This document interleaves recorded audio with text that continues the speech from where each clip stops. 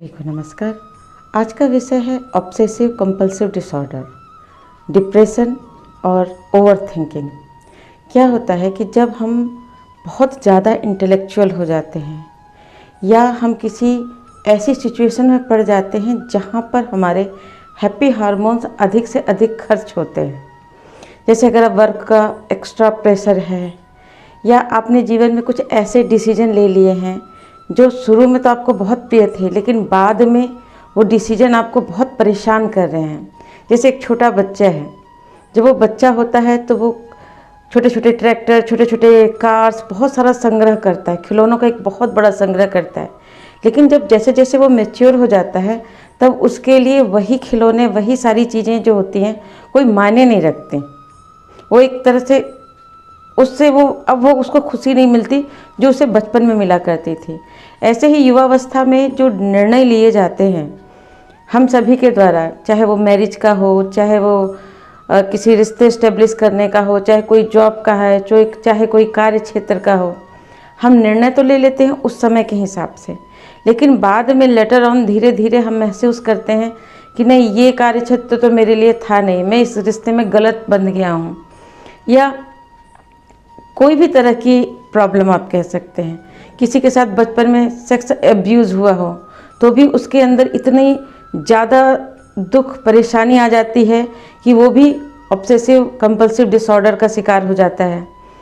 जो लोग highly intellectual हो जाते हैं, जिनके अंदर बहुत सारे रिसर्च, बहुत सारे काम करना पड़ता है, वहाँ पर क्या है कि उन्होंने जीवन को एक वैज्ञानिक दृष्टिकोण में इतना एनहांस कर लिया है कि उनका जो कलात्मक दृष्टिकोण है वो बिल्कुल भी शून्य हो गया है। अब जैसे उदाहरण देखिए, माता के हाथ का भोजन है, माता के हाथ के भोजन में कोई टेक्नोलॉजी नहीं होती, लेकिन हमें वो प्यारा लगता है ना, क्योंकि वहाँ भावनाएं, संवेदनाएं होती हैं, वो कलात्मक दृष्टि से है। एक आप पेंटिंग देखेंगे, उस पेंटिंग में अगर आप दिमाग लगाएंगे कि अरे इसमें क्या कहते हैं, इसमें ये टेक्नोलॉजी होनी चाहिए, वो टेक्नोलॉजी होनी चाहिए, तो वो वहाँ पर नहीं चलेगा, वहाँ पर कला चलती है। कुछ चीज़ें कलात्मक होती हैं, कुछ चीज़ें हमारी जो होती हैं बौद्धिक स्तर पर होती हैं।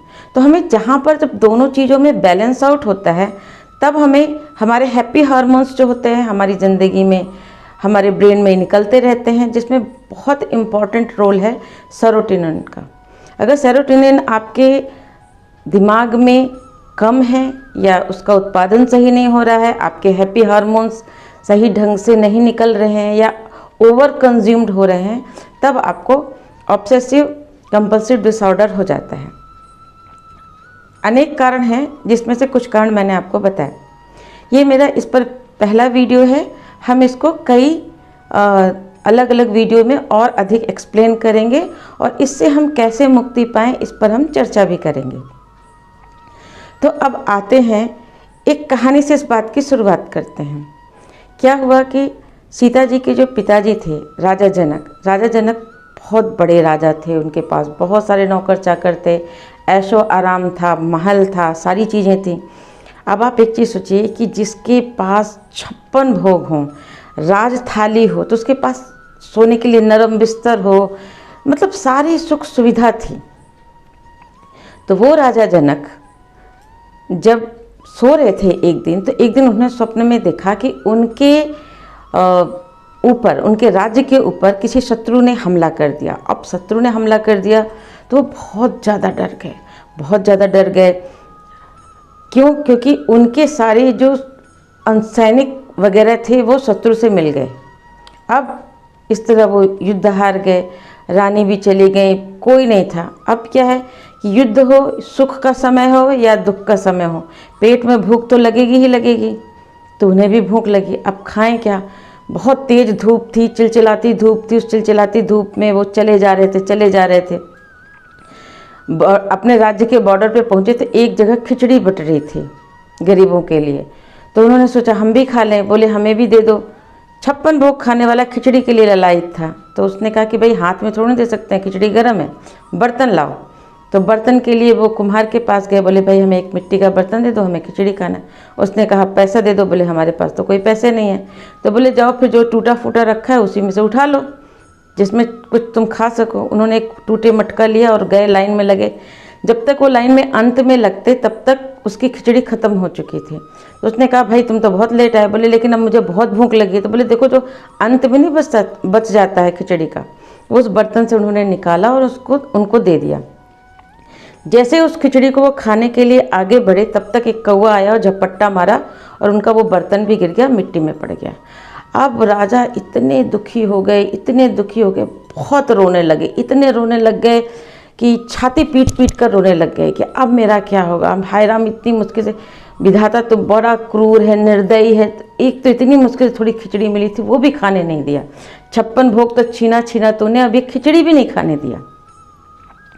अब जब रोते रोते रोते रोते अचानक उनकी नींद खुल गई। जब उनकी नींद खुली तो उन्होंने देखा कि अरे वो तो राजमहल में कोमल सैया में है, कहाँ वो स्वप्न में कंकड़ पत्थर उनके पैर में गड़ रहे थे, यहाँ तो बड़ा आराम है।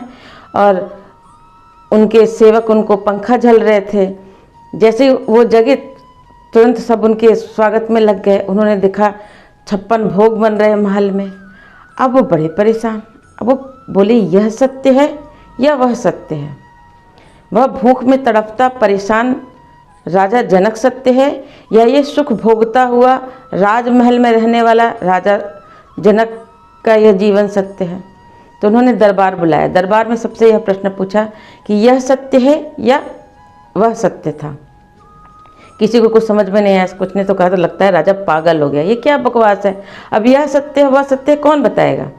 बोले चलो कुछ नहीं करते, हम इनको इनके गुरु को बुलावा भेजते हैं। मंत्री ने उनके गुरु अष्टावक्र जी को बुलाया। अष्टावक्र जी महल में आए। राजा बहुत दुखी बैठा था। उसने कहा कि भाई प्रणाम गुरुदेव, मेरा एक प्रश्न है। बोले बोलो क्या प्रश्न है? बोले यह सत्य है या वह सत्य है? तो राजा जनक से अष्टावक्र जी ने कहा न यह सत्य है ना वह सत्य है। बोले कैसे? बोले तुम्हें क्या गारंटी है कि जो राजा स्वप्न देख रहा है भिखारी होने का या भिखारी स्वप्न देख रहा है राजा होने का? बोले हाँ ये बात सही है। बोले यह भी स्वप्न है, वह भी स्वप्न है, तुम उस स्वप्न से दुख से मुक्ति कैसे पाए? बोले मैं जब जाग गया तो मुझे पता चल गया कि यह स्वप्न है, यह मिथ्या है, यहाँ कुछ भी स्थिर नहीं है। और अभी बोले जब इस जीवन में भी जब तुम जग जाते हो, आत्मबोध हो जाता है, तब तुम को सत्य का जब बोध हो जाता है तो तुम यहाँ भी सुखी हो जाते हो। बोले मुझे थोड़ा और समझाइए। तब अष्टावक्र जी ने बताया कि वैद्यों ने, जो दिमाग के वैद्य होते हैं, न्यूरोसर्जन जिनको आज के ज़माने में कहते हैं, एक आधुनिक रिसर्च हम आपको बताते हैं इसी कथानक के संबंध में। हार्वर्ड यूनिवर्सिटी और न्यूरोसर्जन के जॉइंट एफर्ट से एक रिसर्च किया गया। एक मूवी का हॉल था, एक ही मूवी 2 ग्रुप को दिखाई गई, group A group B. Group A को बताया गया कि यह मूवी सत्य घटना पर आधारित है, इसमें सभी पात्र जो है बिल्कुल सच है, बिल्कुल मतलब उनका ब्रेन वॉश इस तरह कर दिया गया कि जो दिखाया जा रहा है वह हूबहू सत्य है। और जो दूसरा ग्रुप ऑफ पीपल थे उनको बताया गया कि भैया ये मनोरंजन के लिए है, कलाकार है, सब कुछ आर्टिफिशियल है, ऐसा कहीं जीवन में कहीं घटा ही नहीं है। और उनको बोला गया कि आप इसमें देखिए क्या लूप हॉल है, आप इसमें मतलब ऑब्जर्व करिए कि क्या कितना क्रिएटिविटी सही हुई है या नहीं हुई है, कहाँ क्या है। मतलब उनसे कहा गया कि आप इसको एज अ रिव्यूअर देखिए कि इस मूवी में आप कितने नंबर देंगे रिव्यू करके। तो आपको एज अ दर्शक नहीं देखना है, आपको एज अ रिव्यूअर देखना है कि इसमें साउंड इफेक्ट कैसा हुआ, इसमें कलाकार ने कितना प्रदर्शन किया, ये सारी चीज़ें। दोनों ग्रुप की पहले ही EEG, ECG, हार्मोन टेस्ट और सेरोटोनिन टेस्ट सारी चीज़ें करवा ली गई थी, ब्लड टेस्ट करवा लिया गया था। उसके बाद जब मूवी देखने लग गए तो जो ग्रुप ए था, जो ये मान के चल रहा था कि ये पूरी सत्य घटना पर आधारित है, जब वो मूवी में जैसे जैसे दर्द के सीन, पीड़ा के सीन, कैरेक्टर के साथ बहुत ज़्यादा नाइंसाफ़ी होती गई, उसमें वो लोग डूबते गए और मूवी ख़त्म होते होते सबके अंदर के जो सेरोटोनिन थे, हैप्पी हार्मोन्स थे, वो पूरे खर्च हो चुके थे। वहाँ पर कुछ भी नहीं बचा था। कार्टिसोल हार्मोन्स जो कि तनाव से उत्पन्न होता है वो उनके शरीर में उत्पन्न हो चुका था। और उसे देखकर उन लोगों का मतलब आंसू से पूरे परेशान हो गए थे। उनका जब टेस्ट किया गया तो पाया गया कि ग्रुप ए इस समय हाई डिप्रेशन में है और उनके अंदर वही मूवी के विचार बार बार रिपीट कर रहे हैं, वही दुख के सीन, वही वो सारी बातें उन्हें बार बार याद आ रही हैं और वो दुखी होते जा रहे हैं। अब ग्रुप बी की बारी आई। ग्रुप बी का क्या किया गया, ग्रुप बी से देखा गया तो अब वो ग्रुप बी तो उस मूवी को एज अ रिव्यूअर देख रहा था, तो उन्होंने बताया कि साउंड में ये प्रॉब्लम थी, इसको ऐसे ठीक किया जा सकता था, इस एक्टर ने अच्छा परफॉर्मेंस किया, इसने एवरेज किया है। मूवी सारी दोनों ने देखी, लेकिन उन्होंने देखा कि उनके हैप्पी हार्मोन्स बिल्कुल सही थे, कोई कॉर्टिसोल हार्मोन्स जनरेट नहीं हुआ। तो न्यूरोसर्जन्स ने ये पता लगाया कि मूवी को कोई किस दृष्टिकोण से देख रहा है, इस पे डिपेंड करता है कि मूवी आपके ऊपर, आपके जो हैप्पी हार्मोन्स हैं या जो आपके डिप्रेशन के हार्मोन्स हैं, किसको ट्रिगर करता है। सुख के रसायन जनरेट करता है या दुख के रसायन जनरेट करता है। ये डिपेंड करता है कि आप सेम मूवी आप उसको ही देख रहे हो, लेकिन किस दृष्टिकोण से देख रहे हो। और इसी पर राजा जनक को अष्टावक्र जी ने बताया कि एक सेठ था, उसने सोना खरीदा अच्छे समय में, तो उसने सोने का गणेश जी खरीदा और सोने का ही चूहा खरीदा। जब थोड़ी विपत्ति आई तो उसको वो सोना बेचना था, तो वो गया सुनार के पास और उससे बोला कि मैं ये बेचना चाहता हूँ। तो सुनार ने कहा कि ठीक है, उसने रेट लगा दिया। बोले कैसी बात कर रहे हो साईं, ये तो गणेश जी हैं, इनका तो ज़्यादा मूल्य मिलना चाहिए, चलो तुमने चूहे का कम मूल्य दिया तो कोई बात नहीं। तो उसने कहा कि सोनार ने कहा कि मैं तत्व दृष्टि से इस सोना को देखता हूँ, मेरे लिए चूहा भी सोना है, गणेश जी भी सोना है, पायल भी सोना है, हार भी सोना है, तो मैं तो तुम्हें सोने का मूल्य दूंगा किससे बना है। और तुम आम जनता हो, तुम क्या देखते हो, क्या बना है, एंड प्रोडक्ट क्या है, तुम क्या पर काम कर रहे हो, मैं किससे बना है उस पर काम कर रहा हूँ। तो जनक जी ने कहा कि इसका क्या अर्थ है। बोले इसका अर्थ ये है कि जो सोया हुआ भटका हुआ इंसान है वह क्या है उस पर काम कर रहा है। उसके लिए चूहा अलग है, मूर्ति अलग है गणेश जी की, पायल अलग है, हार अलग है, जबकि वो सभी चीज़ें सोने से बनी हैं। सोनार के लिए वही है, सिर्फ सोना है। तो इसको कहते हैं तत्व दृष्टि। जब कोई स्पिरिचुअल जर्नी में आ जाता है, स्पिरिचुअलिटी में आ जाता है, तो वो क्या करता है, वो देखता है तत्व दृष्टि। ये सारा संसार किससे बना है, किसने बनाया है, किससे बना है और किसने बनाया है, भगवान ने बनाया है। वैज्ञानिक भी जानते हैं आजकल के एटम से सब कुछ बना है। और एक कहानी भी है ना कि मिट्टी से बना तन है, मिट्टी में मिल जाएगा। चिति जल पावक गगन समीरा पंच रचित यह अधम शरीरा, पंच तत्वों से ये शरीर बना है, पंच तत्वों में विलीन हो जाएगा। तो जब हमें ये आभास होता है, स्पिरिचुअलिटी में ये आभास होता है, तो हम जाग जाते हैं। तो जब हम जाग जाते हैं तो हमारे जीवन में कोई दुख नहीं होता। तो वैज्ञानिकों ने, अब मैं वैज्ञानिक में आधुनिक युग के वैज्ञानिकों की रिसर्च पे जाती हूँ, उन्होंने एक तीसरा ग्रुप लिया, सी ग्रुप, जिसको कुछ नहीं बताया कि ये मूवी असली है या नकली है, कैसे देखना है, रिव्यू करना है, कुछ भी नहीं दिखाया। उनको वही मूवी देखने के लिए बैठा दिया। अब वो जब वो सीन आया जिसमें हीरोइन को हीरो बेदर्दी से और उसके घर वाले बेदर्दी से घर से निकाल रहे हैं, तो सब दुखी हो गए और इतने रोने लग गए। इतने में उन्होंने सिनेमा का लाइट काट दिया। थोड़ी देर अंधेरा हुआ, उसके बाद उन्होंने सारी लाइट जला दी। जब सारी लाइट जला दी तो सब लोग एक दूसरे का मुंह देखने लगे, सब रो रहे थे और सब एक दूसरे को देख कर सबको हंसी आ गई, भाई हम लोग रो क्यों रहे हैं, ये मूवी ही तो है। हंसने लग गए सब। तो वहाँ पे उसके बाद उन लोगों को बुलाया गया बाहर, उनका चेकअप किया गया, तो पाया गया कि इनके हार्मोन्स डिप्रेशन में गए तो, लेकिन जैसे ही ये जागे और इनको बोध हुआ कि अरे ये तो फिल्म है, ये तो सब नकली है, जब इन्हें बोध हुआ तो इनके अच्छे हार्मोन्स फिर से हैप्पी हार्मोन्स एक्टिवेट हो गए और इनका बैलेंस आउट हो गया। तो ग्रुप ए बी सी, इस रिसर्च से हमें क्या समझना चाहिए कि देखिए, हम सभी जितने भी लोगों को ऑब्सेसिव कंपल्सिव डिसऑर्डर है वो ये जानते हैं कि हमारे अंदर ये जो बार बार विचार आ रहे हैं इसकी कोई ज़रूरत नहीं है।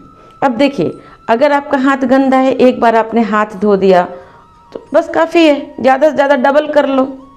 गैस बंद कर दिया तो एक बार चेक कर लो, ज़्यादा से ज़्यादा डबल बार चेक कर लो। अगर ताला बंद किया है, एक बार चेक किया तो ज़्यादा से ज़्यादा डबल बार कर लो। लेकिन बार बार करना, बार बार गैस बंद करने जाना, बार बार हाथ धोना, बार बार गंदगी। अब जैसे एक भाई हैं, वो बहुत बड़े सेल्स मैनेजर हैं, लेकिन उनको ऑब्सेसिव डिसऑर्डर क्या है कि उन्हें लगता है कि हर जगह गंदगी है। वो ऑफिस का टॉयलेट दबाने के लिए भी एक टिश्यू पेपर यूज़ करते हैं। उनके घर में कोई गेस्ट आ जाता है तो वो बहुत ज़्यादा असहज हो जाते हैं। उनको लगता है कि ये पूरी जर्म की दुकान लेकर आया है और सोफे सेट में बैठेगा, पूरा जर्म फैला देगा। वो किसी से मिलने से कतराते हैं, जहाँ कूड़ा होता है वहाँ नहीं जाते हैं। इसका मतलब क्या है कि वो जहाँ से भी उनको गंदगी ट्रिगर हो, उन हर जगह से बचना चाहते हैं। तो ऐसे लोगों को क्या करना चाहिए? कुछ लोगों को क्या होते हैं, बड़े अश्लील विचार आते हैं, वो नहीं चाहते उस अश्लील विचारों को सोचना, लेकिन बार बार अश्लील विचार आते हैं। कुछ की तो ऐसी हालत हो जाती है कि वो भगवान की फ़ोटो भी देखते हैं तो उन्हें अश्लील विचार आने लग जाते हैं। वो उन अंगों को देखने लग जाते हैं जहाँ पर उनकी दृष्टि नहीं जानी चाहिए। तो ऐसे कई तरीके के ऑब्सेसिव कंपल्सिव डिसऑर्डर में विचार आते हैं जिनकी मनुष्य को आवश्यकता नहीं है, वो फ्रस्ट्रेटेड हो जाता है। कुछ लोगों को ऐसे विचार आते हैं कि हम बीमार होने वाले हैं, हम बहुत बीमार होने वाले हैं। तो अब मतलब ऐसे विचार जो आपके अंदर तनाव उत्पन्न करते हैं, डिप्रेशन उत्पन्न करते हैं, अनिद्रा उत्पन्न करते हैं, आपको असहज बनाते हैं और बार बार आपको वो कार्य करने के लिए प्रेरित करते हैं जो आप होशो हवास में कभी करना नहीं चाहेंगे, एक सामान्य व्यक्ति नहीं करना चाहेगा। तो अब हम इसका उपाय क्या करेंगे? तो हम इस उपाय को 3 स्टेप्स में बांटते हैं। पहला, हमारे 3 चरण हैं, स्थूल, सूक्ष्म, कारण। हम 3 लेयर में हैं। हर व्यक्ति के अंदर 3 शरीर होते हैं। तो चलिए, स्थूल शरीर के लिए हमें क्या करना है? हमें योग व्यायाम करना है, जिससे हमारा पूरे शरीर की समस्त मसल्स यूज़ हों। जब आप योग व्यायाम करेंगे, बाहर टहलेंगे, एक्सरसाइज करेंगे, सबसे अच्छा है जिनको भी ओसीडी है, डिप्रेशन है, अनिद्रा है, उन्हें कम से कम 11 बार सूर्य नमस्कार अवश्य करना चाहिए।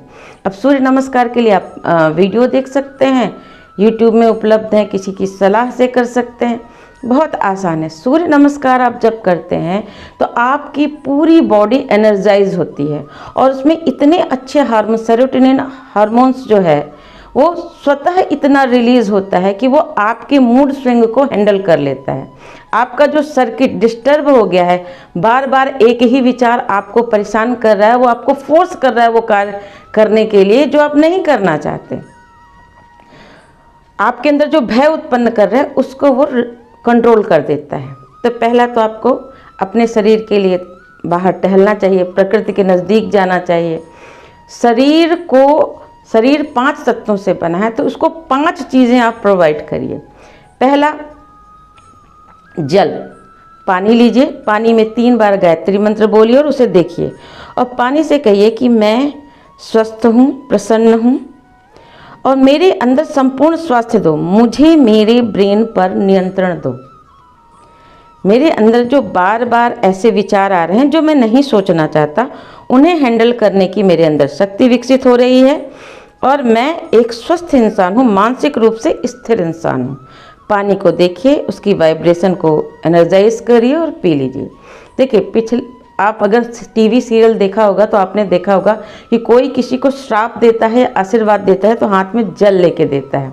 आप पूजा करते हैं तो षटकर्म करते हैं। वाटर मेमोरी पर रिसर्च आप गूगल में, यूट्यूब पे, इंटरनेट पे पढ़ सकते हैं, जिसमें एक वैज्ञानिक ने ये सिद्ध किया है कि जैसे भावनाएं, विचारणाएं और हम लेकर पानी के साथ बोलते हैं, वह पानी वैसे ही मॉलिक्यूल्स चेंज हो जाते हैं। और उसने उसकी फ़ोटोज़ वगैरह भी शेयर करी है। तो जब आप पॉजिटिव वाइब्रेशन देते हैं, पॉजिटिव सिग्नल देते हैं, तो उसमें सुंदर सुंदर उसके मॉलिक्यूल्स चेंज हो जाते हैं। और जब आप उसको पीते हैं तो हमारे अंदर 75% पानी है रक्त के रूप में, तो वहाँ पर वो एनर्जी पहुँचती है और हम स्वस्थ होने लगते हैं, हमारे अंदर अच्छे हार्मोन्स रिलीज होते हैं, सेरोटोनिन हार्मोन्स रिलीज होते हैं, हैप्पी हार्मोन्स रिलीज होते हैं, जो हमारे तनावग्रस्त वाले कॉर्टिसोल हार्मोन्स, भय के हार्मोन्स को कंट्रोल कर देते हैं।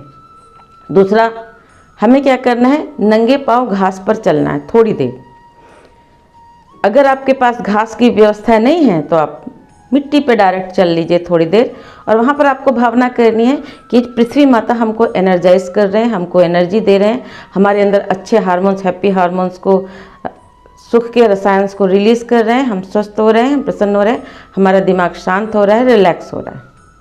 तो पानी से एनर्जी ले ली, मिट्टी से एनर्जी ले ली, अब तीसरी एनर्जी मिलती है हवा से।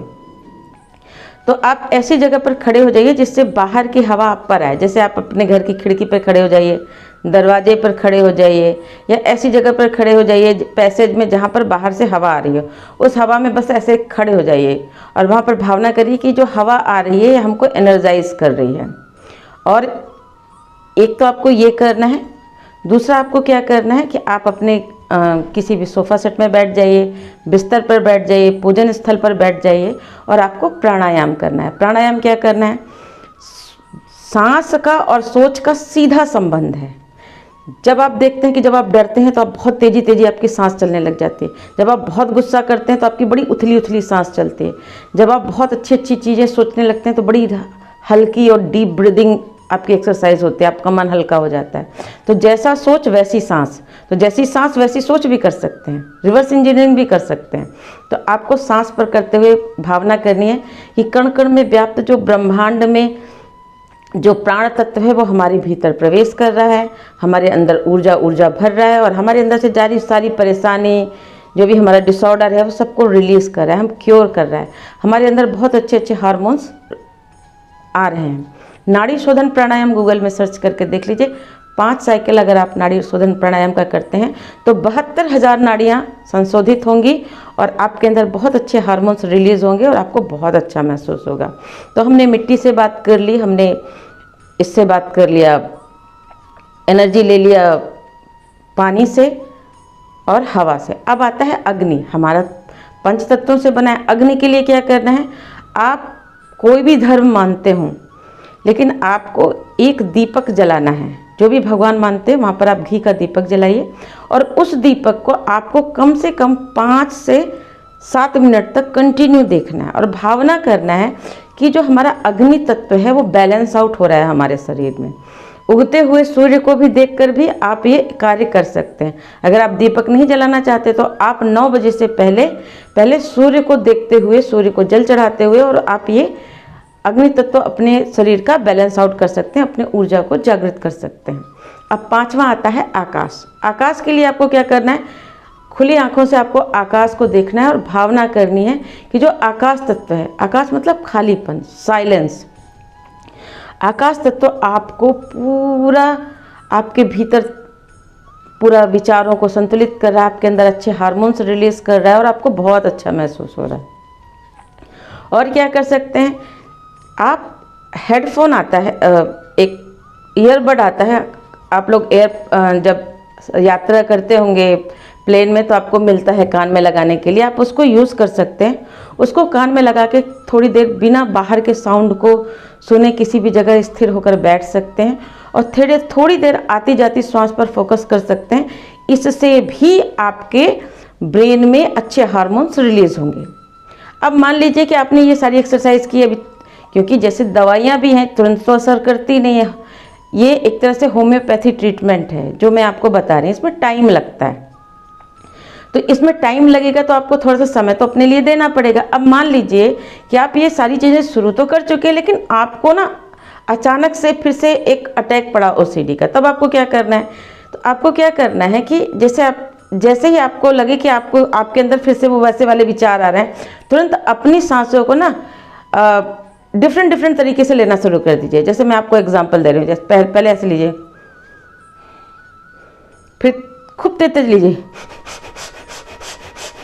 फिर अनुलोम विलोम कर लीजिए, फिर बड़ी तेज गहरी सांस लीजिए और पूरी फोर्स से छोड़िए।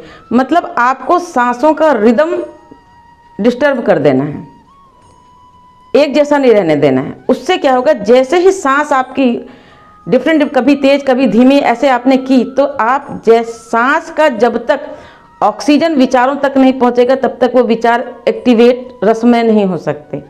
तो आपकी तुरंत जो आपको ओसीडी का अटैक पड़ा है उसमें तुरंत आराम मिल जाएगा। और दूसरा क्या करना है, सांस को ऐसे करना है, तुरंत पानी का एक गिलास लेना है, 3 बार गायत्री मंत्र बोलना है, 1 बार महामृत्युंजय मंत्र बोलना है और भावना करना है कि मेरा मन शांत हो रहा है, मैं रिलैक्स हो रहा हूँ, और घूट घूट कर करके पीना है। एकदम से गटगट करके नहीं पीना है, एकदम सिप करके, जैसे चाय पीते हैं ना वैसे ही उस ठंडे पानी को पीना है। इससे भी आपका जो अटैक आया है ओसीडी का वो कंट्रोल हो जाएगा। और आपको क्या करना है, खाने पीने में भी थोड़े चेंजेस करने हैं, जैसे जैसा खाओ अन्न वैसा होवे मन। तो आपको क्या करना है कि सबसे अच्छा आपको ब्रेन को एनर्जाइज करना है। तो शांति कुंज फार्मेसी की एक आती है सरस्वती पंचकवटी, अगर आपके पास उपलब्ध हो तो आप 6 महीने तक 2-2 गोली सुबह शाम अगर आप उसको लेते हैं, वो ब्रेन टॉनिक है, कोई दवाई नहीं है। उसमें ब्राह्मी है, शंखपुष्पी है, ये सारी चीज़ें हैं जो आपके ब्रेन को ताकत प्रदान करता है और अच्छे हार्मोन्स रिलीज करने में मदद करता है। तो आप अगर उसको लेते हैं तो भी आपको बहुत आराम मिलेगा। अगर वो उपलब्ध नहीं है तो हिमालय से आप शंखपुष्पी या ब्राह्मी की टेबलेट्स ले सकते हैं कुछ दिनों तक, और उससे भी आपको आपके ब्रेन को बहुत मजबूती मिलेगी। और आपको क्या करना है, सभी के पास बादाम तो है ही, बादाम को 5 भिगोइए, सुबह खाली पेट उसको खाइए, उससे भी ब्रेन को शक्ति मिलेगी। ब्रोकली बहुत अच्छा फल है, कोशिश करिए अगर दिन में सुबह 12 बजे से पहले 1 केला खा सकें, 1 सेब खा सकें, इससे भी आपको आपके ब्रेन को मजबूती मिलेगी और आपका ब्रेन बहुत अच्छा फंक्शन करेगा। और आप क्या कर सकते हैं, देखिए बाथरूम सिंगर बहुत होते हैं, तो बाथरूम डांसर बनना शुरू कर दीजिए, गाना भी गाइए और नृत्य भी कीजिए। टीवी में कोई गाना चला लीजिए, कोई मोबाइल में चला लीजिए और डांस कीजिए।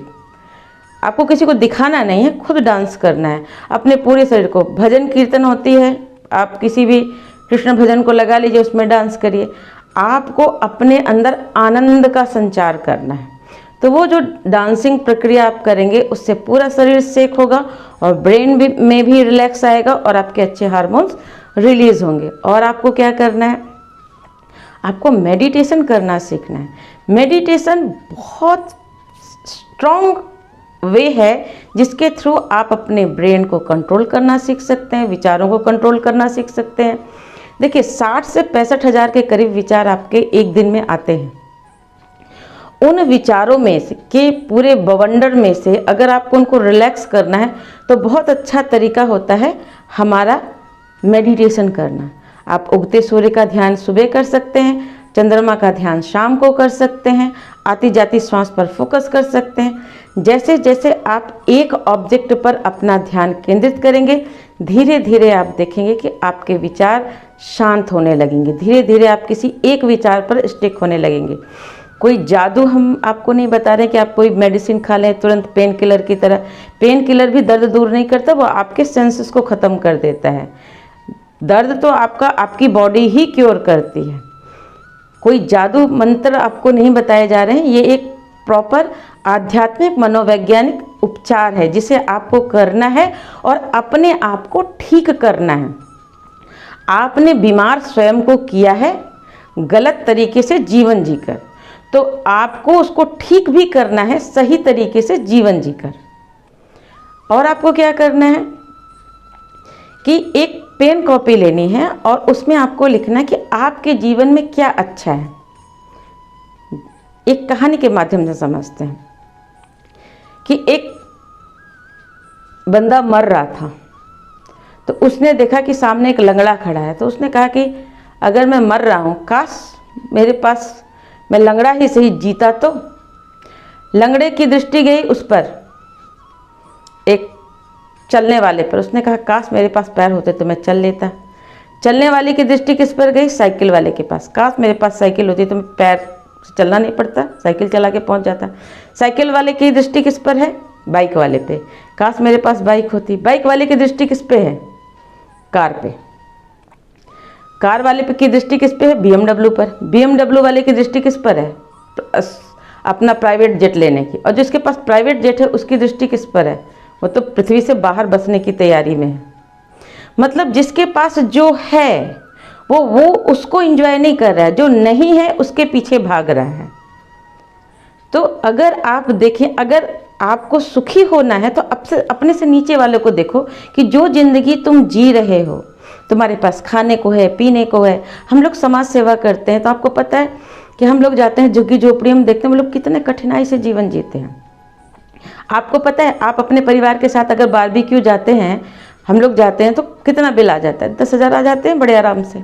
और उसी 10,000 रुपये में मैं प्रत्येक संडे को हम लोग भोजनालय चलाते हैं 1 रुपये का, जिसमें हम गरीबों को ये नहीं चाहते कि उनका आत्मसम्मान आहत हो, वो 1 रुपये देकर भोजन ले। तो उसमें हमको, आपको पता है कि 2,000 के अंदर कम से कम 300 लोग खाते हैं खिचड़ी, और बढ़िया पुलाव, अच्छी खिचड़ी बनाकर हम लोग खिलाते हैं वजीरपुर दिल्ली में। जितना पैसा आप अपने इसमें आसपास खर्चा करते हैं, उसमें कोई छोटा सा सेवा कार्य शुरू कर दीजिए। जब आप दूसरे को देते हैं तो आप देवता बनते हैं। जब देवता बनते हैं, देवताओं के पास आनंद की वैसे भी कमी नहीं होती है, लक्ष्मी सदा वास करती है। तो आप किसी भी संस्था से जुड़ जाइए। मैं नहीं कहती कि आप हमारे से ही जुड़िए, अखिल विश्व गायत्री परिवार से जुड़िए, जुड़कर ही सेवा कीजिए, नहीं, आप किसी भी जगह से जुड़िए, लेकिन आप सेवा कार्य करिए, कुछ भी अच्छा करिए। आपके आसपास होंगे गरीब, उनमें से किसी के बच्चे की फीस भर दीजिए, किसी के लिए कुछ कर दीजिए, थोड़ा सा कर दीजिए। मैं नहीं कहती कि आप पूरा लुटा दीजिए, लेकिन आप कम से कम 1% तो अपनी सैलरी का कुछ अच्छे कार्य के लिए कर सकते हैं ना। आप दवाइयों में खर्च करते हैं ना, तो दवाइयों से अगर आप पैसे से बचना चाहते हैं तो 1% अपनी आय का किसी अच्छे कार्य में खर्चा करना शुरू कर दीजिए। जब आप अच्छा कार्य करेंगे तो मैं आपको बताती हूँ, मुझे बहुत आनंद मिलता है। मैं इतने आनंद की अनुभूति होती है कि पूछिए मत। मैं कहीं पर जाती हूँ, किसी भी जगह घूमने जाती हूँ, मैं 5 रुपये का पार्ले जी रख लेती हूँ। रास्ते में कोई रोड साइड कुत्ते मिलते हैं, मैं उनको पार्ले जी खिला देती हूँ।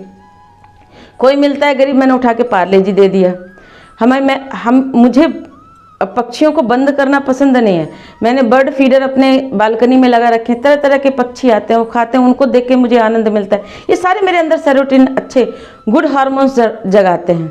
जब हम लोग भोजनालय चलाते हैं, सारे गरीब लोग उस खाना को खाते हैं, हम लोग उनकी पिक्स देखते हैं, उन लोगों को सामने से देखते हैं, तो हमको इतना आनंद मिलता है, हमारे अंदर अच्छे हार्मोन्स जनरेट होते हैं। हम लोग बंधवाड़ी अनाथालय है, वहाँ पर हम लोग हर महीने 15 तारीख के आसपास जो भी संडे पड़ता है, उसमें हम वहाँ पर अन्नदान पहुँचाते हैं।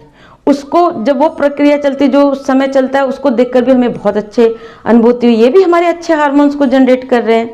हम लोग 50% डिस्काउंट में सही जगह जगह स्कूल में अच्छी बुक्स, जो कि बच्चों के कैरियर बिल्डिंग के लिए ज़रूरी है, जो उनके मानसिक संतुलन के लिए ज़रूरी है, जो उनको व्यवस्थित बनाती है, नैतिक गुण, नैतिक मूल्य उनके अंदर डालती है, ऐसी बुक्स को जगह जगह पर लाइब्रेरी में डोनेट करते हैं। उससे भी हमें बहुत अच्छी खुशी मिलती है जब हम बच्चों के साथ समय बिताते हैं। जब मैं निःशुल्क 11 से 1 काउंसलिंग करती हूँ, लोगों को डिप्रेशन से उबारती हूँ, जब वो लोग एक थैंक यू बोलते हैं, मैं किसी से पैसे चार्ज नहीं करती। जो देना चाहते हैं, जो बहुत अच्छे हैं, जैसे बहुत बड़े बड़े डॉक्टर हैं, बहुत बड़े बड़े प्रोफेसर हैं, इंजीनियर हैं, जो बहुत सक्षम लोग हैं, जब वो बोलते हैं नहीं हम आपके लिए, आप कुछ तो ले लीजिए, तब हम बोलते हैं कि हमारी ये योजना चल रही है, आप उसमें डोनेट कर दीजिए। आप किसी भी बच्चे की फ़ीस भर दीजिए, गरीब बच्चे की, और उसकी स्लिप मुझे व्हाट्सअप कर दीजिएगा। आप अपने गार्ड के बच्चे की फ़ीस भर दीजिए, उसकी स्लिप मुझे बस फ़ोटो क्लिक करके भेज दीजिएगा। ये छोटे छोटे इस तरह से क्या होता है कि 1 और 1 11 बनते हैं। जो मुझे इंटेलेक्चुअल बंदा मिल जाता है, जिसकी मैं काउंसलिंग करती हूँ, मैं उससे कहती हूँ कि मैं जो आपको बता रही हूँ, आपको जिससे लाभ मिल रहा है, आप इसको किसी और को बताइए, फिर हम और 1 11 हो जाएंगे। मैं अकेले में कितने लोगों तक पहुँच सकती हूँ, लेकिन हम सब अगर मिल जाएँ तो, जैसे ये वीडियो है, आप इस वीडियो को शेयर कर सकते हैं। शेयर करके कितने सारे लोगों की मदद कर सकते हैं। इस वीडियो से सीखकर अपने आसपास लोगों को कितना ज़्यादा मोटिवेट कर सकते हैं, उनको ओसीडी से बचा सकते हैं, डिप्रेशन से बचा सकते हैं, अनिद्रा से बचा सकते हैं। तो आप छोटे छोटे अच्छे कार्य करिए, इस सेवा के कार्य करिए, इससे आपके अंदर कभी भी सेरोटोनिन, अच्छे हार्मोन्स की कभी कमी नहीं पड़ेगी। आपको ओसीडी अटैक भी बहुत कम हो जाएंगे और धीरे धीरे वो बिल्कुल भी चले जाएंगे। आपको अपनी आभार पत्रिका बनानी है, एक डायरी बनानी है, ग्रेटिट्यूड डायरी बनानी है, जिसमें भगवान ने आपको जो कुछ भी दिया है उसके लिए आप थैंक यू बोलिए। अगर आप लंगड़े पैदा होते तो क्या कर लेते, कुछ उखाड़ लेते, नहीं उखाड़ पाते। तो आपको पैर मिले इसके लिए भगवान को थैंक यू, हाथ मिला इसके लिए थैंक यू, आप सोच सकते हैं इसके लिए थैंक यू, आप देख सकते हैं इसके लिए थैंक यू। आपको जो जो मिला है तो आपको क्या करना है, अपने से नीचे वाले को देखना है कि जिसके पास नहीं है और आपके पास क्या है, जो है उसके लिए थैंक यू लिखिए और रोज़ थैंक यू लिखना है। जब आप रोज़ थैंक यू लिखेंगे, रोज़ सुबह थैंक यू बोलेंगे, तो आपके अंदर आभार, जैसे जैसे हम भगवान को आभार देते हैं, भगवान के प्रति समर्पित होते हैं, वैसे वैसे हमारे अंदर अच्छे हार्मोन्स आते हैं। जैसे ही आप भगवान का ध्यान करते हैं, उपासना यानी भगवान का ध्यान, भगवान के बारे में सोचना। आप देखिए कोई अश्लील चित्र उठाइए, आपके अंदर से गंदे गंदे विचार आने लग जाएंगे और आप उस समय अपना टेस्ट कराइए, आप देखेंगे आपके अंदर बड़े घटिया हार्मोन्स जनरेट हो रहे हैं। आप अगर आप किसी डरावने चित्र को देखिए, आप देखेंगे कि आपके अंदर कार्टिसोल हार्मोन्स जनरेट हो रहा है। लेकिन वहीं जब आप भगवान की फ़ोटो देखते हैं, अपनी माँ की फ़ोटो देखते हैं या आप अपने बच्चे की फ़ोटो देखते हैं, आप कुछ भी अच्छा देखते हैं, तब आपके अंदर अच्छे हार्मोन्स जनरेट होते हैं, हैप्पी हार्मोन्स जनरेट होते हैं। भाई आप लोग यूट्यूब तो सर्च करते हैं, क्यों नहीं 5 मिनट किसी बच्चे के हंसने की वीडियो आप देख लीजिए, किसी पशु के बच्चे की कोई अच्छी सी वीडियो किसी ने डाली हो उसको देख लीजिए। देखना तो है ना। इंटरनेट एक ऐसी चीज़ है जहां आप अपने विनाश के लिए भी जा सकते हैं, अपने सृजन के लिए भी जा सकते हैं, कुछ नया सीख सकते हैं, अपना भला भी कर सकते हैं, अपना बुरा भी कर सकते हैं, वो आपकी चॉइस है, लेकिन आप कर सब सकते हैं। तो आपको क्या करना है, अच्छे हार्मोन्स करने। आप किसी तेनालीराम, बीरबल, अकबर बीरबल और चाणक्य, इनके कोई सीरीज देख लीजिए, बार बार देख लीजिए। इनमें देखिए वो सिचुएशन को कैसे हैंडल करते हैं, जब विपरीत परिस्थिति आती है तो कैसे हैंडल करते हैं, फिर भी हंसते रहते हैं। संतों की जीवन चरित्र देखिए, वो कैसे अपने जीवन को मैनेज किए थे। अपने ब्रेन को पॉजिटिव आपको थॉट्स देने पड़ेंगे, रोज देने पड़ेंगे। तो वो आपको कहाँ से मिलेंगे, आप अच्छी बुक्स पढ़ लीजिए। एक बहुत अच्छी बुक है रॉबिन शर्मा की, the monk who sold his Ferrari, मुझे बहुत पसंद है, आप उसको पढ़ लीजिए। परम पूज्य गुरुदेव पंडित श्री राम शर्मा आचार्य जी की बहुत अच्छी बुक है, लिखी बुक है जीवन जीने की कला और सफल जीवन की दिशाधारा, मानसिक संतुलन। ये बहुत सारी बुक्स हैं जिनको आप अगर आप पढ़ते हैं ना, तो व्यवस्था बुद्धि की गरिमा, प्रबंध व्यवस्था, एक विभूति एक कौशल, ये सारी चीज बुक्स जब आप पढ़ते हैं तो आप मानेंगे कि आप अपने ब्रेन को कंट्रोल करने की, ब्रेन को मैनेज करने का गुण सीखते हैं। MBA करते हैं ना बिजनेस मैनेज करने के लिए, सॉफ्टवेयर इंजीनियरिंग सीखते हैं ना, तब तो आप काम करते हैं। फर्नीचर का काम सीखते हैं ना, तभी तो फर्नीचर का काम कर सकते। तो ब्रेन को के लिए भी तो आपको प्रोग्रामिंग सीखनी पड़ेगी, ब्रेन का भी तो मैनेजमेंट सीखना पड़ेगा। तो आप कहाँ से सीखेंगे, बुक से सीखेंगे। श्रीमद् भगवत गीता बहुत अच्छी बुक्स है जो आपके लिए एक मार्गदर्शक का काम करेगी। एक श्लोक रोज रात को पढ़ के सो जाइए, क्या बुरा है। गायत्री मंत्र जप, यदि आप मानसिक प्रॉब्लम के लिए एक स्थायी स्ट्रॉन्ग टॉनिक चाहते हैं तो आपको गायत्री मंत्र जप करना पड़ेगा। आप किसी भी धर्म से रिलेटेड हैं। आप एक चीज़ बताइए, आप बिजली का कोई प्लग लेने जाते हैं तो क्या आप चेक करते हैं कि मुस्लिम ने बनाया, कि हिंदू ने बनाया, ईसाई ने बनाया, क्रिश्चियन ने बनाया? आप क्या करते हैं, आपको काम होता है, आप उसको यूज़ कर लेते हैं। गाड़ी में भी तो आप नहीं पूछते ना कि कौन से किसने बनाया, आप तो गाड़ी खरीद लेते हैं। वैसे ही गायत्री मंत्र को आप किसी धर्म विशेष से मत मानिए, योग को किसी धर्म विशेष से मत मानिए, प्राणायाम को किसी धर्म विशेष से मत मानिए, ये आपको बचाने के लिए है। गायत्री मंत्र पर रिसर्च डॉक्टर रमा जयसुंदर ने एम्स की डॉक्टर रमा जयसुंदर ने की है। उसमें उन्होंने बताया, आप गूगल में सर्च कर सकते हैं, उसमें उन्होंने बताया था कि उन्होंने 2 ग्रुप को गायत्री मंत्र जप करवाया था। जिस ग्रुप को गायत्री मंत्र जप करवाया था उसका जो रिसर्च आया था उसमें उन्होंने देखा उसका राइट और लेफ्ट ब्रेन बहुत ज़्यादा संतुलित हुआ, उसके अंदर बहुत अच्छे हार्मोन्स रिलीज हुए, फोकस लेवल बढ़ा। तब उन्होंने सिद्ध किया कि अच्छा, इसीलिए गायत्री मंत्र जप हर स्कूल में, गुरुकुल में करवाया जाता था, हर गृहस्थ के लिए मैंडेटरी था। क्यों?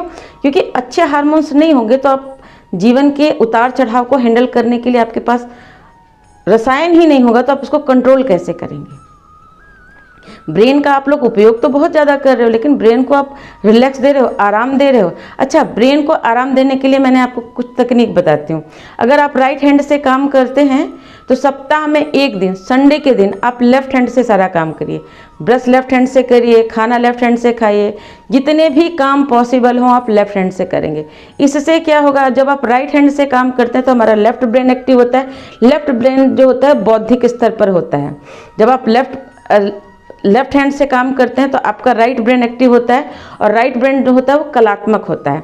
अब इसको इसी उदाहरण से समझ सकते हैं। जैसे मान लीजिए किसी ने किसी व्यक्ति को एक गुलाब का फूल, जैसे मान लीजिए एक प्रेमी है, उसने प्रेमिका को गुलाब का फूल दिया।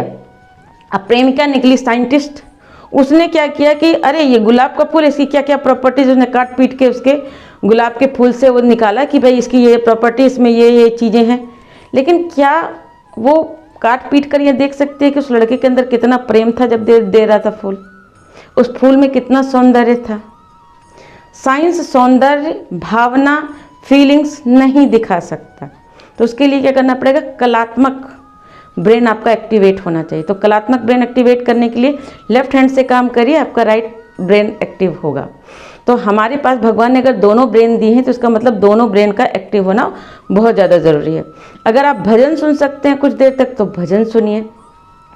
इस तरह से छोटी छोटी जो मैंने आपको बात बताई है, अगर आप इसको अपने जीवन में फॉलो करते हैं तो आप OCD से बहुत जल्दी छुटकारा पा जाएंगे। 6 महीने अगर आप थोड़ी मेहनत करिए, जैसे मैंने आपको बताया है, ये मैं अपने काउंसलिंग सेशन में ये सारी चीज़ें बताती हूँ। बहुत सारे लोगों को फ़ायदा हुआ है, बहुत सारे लोग डिप्रेशन से निकल कर धन्यवाद देते हैं, बहुत अच्छी जीवन जी रहे हैं। हम इस सीरीज़ को और आगे बढ़ाएंगे। आज वीडियो थोड़ा ज़्यादा लंबा हो गया है, लेकिन फिर भी आप कोशिश करिए कि पूरा देखिए और अपने जीवन को बैलेंस आउट करिए। अपने जीवन की मानसिक व्याधियों का उपचार स्वयं करिए। दूसरों के साथ भी ये वीडियो शेयर करिए, जिससे उनको भी लाभ हो, उनका भी भला।